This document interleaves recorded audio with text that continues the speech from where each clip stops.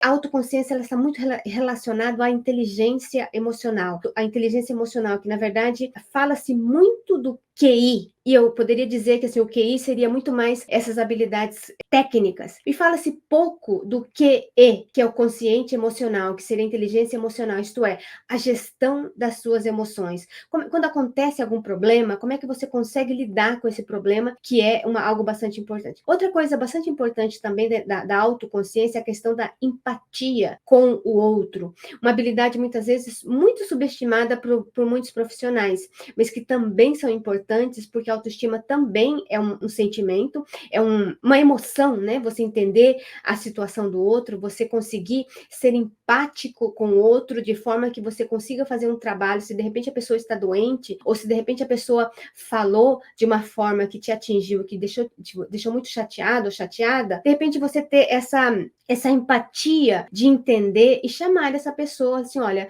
eu não gostei do que aconteceu, será que foi interpretação errada? Ter essa maturidade também para entender o outro, que é uma coisa bastante importante. Então, por exemplo, a autoconsciência é uma característica que torna um trunfo para quem te emprega, porque assim, nós somos seres humanos, né, que apesar de técnicas, habilidades que nós possamos ter, nós somos seres humanos que quando alguém fala alguma coisa que a gente interpreta de uma forma negativa ou que pisa no nosso calo, a gente tem uma reação emotiva. Então, como é que a gente consegue administrar esses sentimentos é que vai fazer bastante diferença no trabalho. E aí, a segunda competência transferível é uma clareza na comunicação. Seria uma forma, uma coisa é pensar bem, a outra coisa diferente é comunicar-se bem. Por exemplo, a gente tem um problema que a gente precisa tentar estruturar esse problema. De repente, uma pessoa que é muito analítica, ela consegue fazer isso. Agora, como é que eu consigo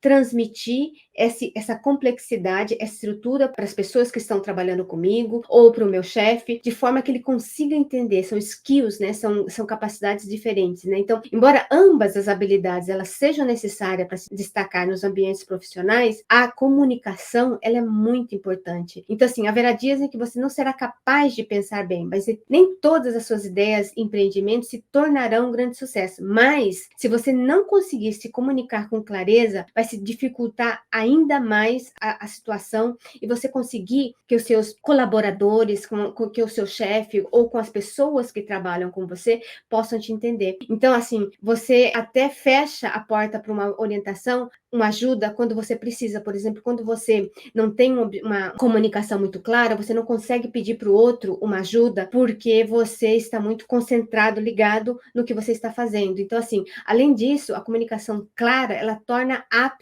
para cargos de liderança. Eu diria assim que tanto para o empreendedorismo ou para as promoções para cargos de liderança, a comunicação ela é muito, muito importante. Então, assim, principalmente, acho que uma forma de a gente entender bastante isso foi na época da pandemia, né? Que várias pessoas estavam trabalhando remotamente.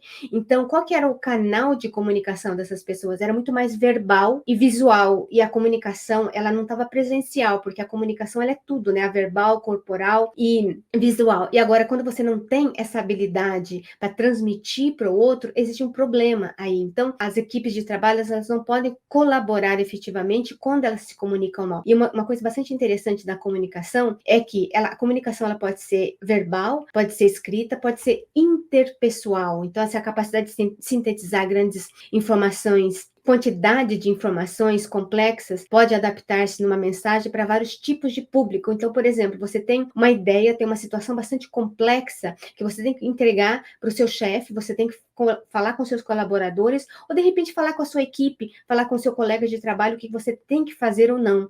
Então, para você falar com o seu chefe, provavelmente você vai falar de uma outra forma, se você fala com, por exemplo, um acadêmico também, né? Um acadêmico de forma genérica. Por isso que o público, nesse sentido, é importante você entender para você falar de uma forma clara com o seu público. Por exemplo, um livro que eu tenho aqui atrás, que ele está em pezinho, porque dizem que é importante a gente escrever um livro que para em pé, que foi o meu livro que para em pé. Esse livro, eu escrevi, que foi a minha tese de doutorado. Então, assim, a tese de doutorado, a linguagem, a comunicação de uma tese de doutorado é completamente diferente para uma linguagem, por exemplo, para edição, para público genérico. Então, assim, demorou quase que 8 anos para eu poder reescrever esse livro, porque foi escrito em japonês. Os japoneses, eles são bastante minuciosos e bastante situações.